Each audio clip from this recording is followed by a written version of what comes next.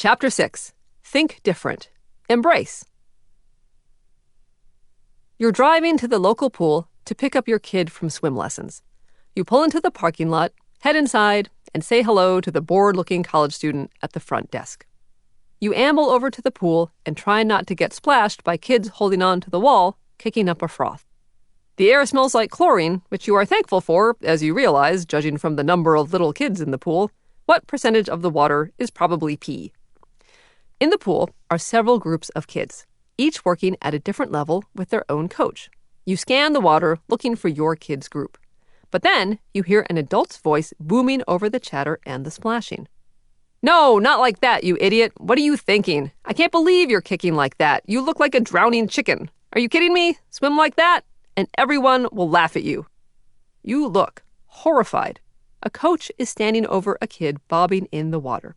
The kid starts to cry, tears slowly filling the inside of her goggles. "Don't bother coming back next week," snorts the coach. "These other kids don't want you here anyway." You're aghast. You look around to see if anyone else is witnessing this. Doesn't this count as child abuse? You make a mental note not to let your kid within a mile of this guy.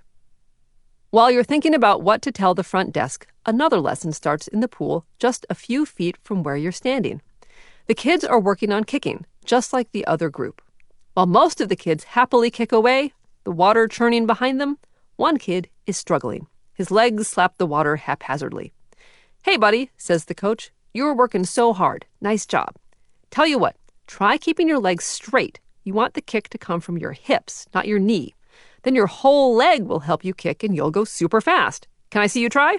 Good, you're almost there. Try it again. Nice. Keep practicing and you'll be faster than a fish. High five." Okay, let's bring ourselves back to dry land metaphorically. Which coach will make his kids better swimmers? Duh, the second one. But why? Why doesn't the harsh approach work? What effect does the criticism have? Does it motivate? No, of course not. Have you ever been yelled at by a parent, teacher, or boss and thought, "Wow, they really have a point. I'll definitely try harder next time. Thanks for showing me the error of my ways"? No way, unless your sarcasm was so acidic, it could eat through the floor. Instead, harsh criticism does two things to the first kid. First, it shames, which is bad enough, but it also makes her not ever want to try again, which robs her of the opportunity to learn. That first kid's parents will find her goggles in the trash tonight, I guarantee. She'll tell them she hates swimming and doesn't want to go back. She'll dig in her heels and cry when they try to get her in the car next week. Not to mention, she'll lie in bed tonight, imagining all the ways the coach could die a grisly, humiliating death. By contrast, the second coach not only will get his kid to come back next week, but also will turn him into a good swimmer. The coach is supportive, but not just an empty cheerleader. He took the time to correct him when he was doing something less than effective and did it in a supportive way. There was encouragement to practice, an understanding that skill takes time, and a clear and positive regard for the kid. The supportive coach is not only more pleasant to be around, he's also much more effective. And therein lies the crux of the next tool. We are much more likely to reach our goals in a supportive environment than a punitive one. The first coach sounds surprisingly like the inner critic. It's as if they both went to the University of Mean. Yet, we talk to ourselves this way all the time.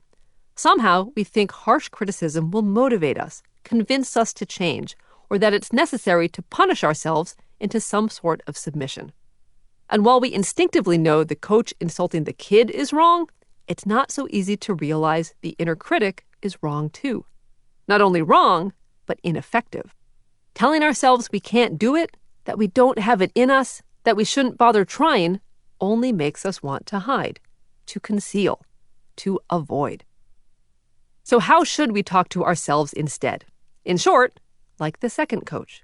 If arguing with our inner critic and changing our dire thoughts and fears was replace, creating for ourselves a supportive environment from which we can try hard things is embrace.